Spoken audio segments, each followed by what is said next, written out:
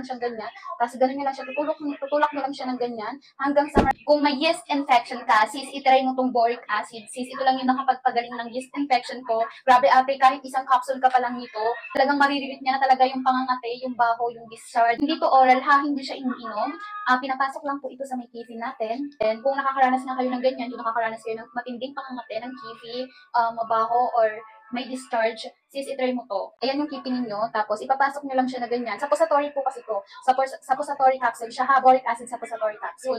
So ito, ganito nyo lang siya ipapasok. Kung ito yung kipi ninyo, then papasok nyo lang siyang ganyan. Tapos ganun nyo lang siya, tutulak nyo lang siya ng ganyan, hanggang sa maramdaman nyo na parang nakapasok na siya. So pagkapasok na tong buong daliri ko, naipasok ko na siya, buo yan, basta pag napasok ko na yan, sis, ayun, i-stop ko na siya, basta okay na yun. Tapos sa gabi nyo lang ito ilalagay, ha? Huwag kayong mag-alala dito kasi nadi-dissolve siya, mga sis. Kaya no worries kayo dito sa capsule na to. Sobrang helpful talaga nito sa aking boric acid, mga sis, nung nagkaroon ako ng yeast infection talaga. So ito, gagamitin nyo lang siya, hanggang 7 days lang din siya pwedeng gamitin, ha? 7 days lang po advisable na gamitin itong boric acid. Kung bet nyo ilalagay ko dyan yung link sa yellow basket, sa amore nyo lang din siyang mabibili.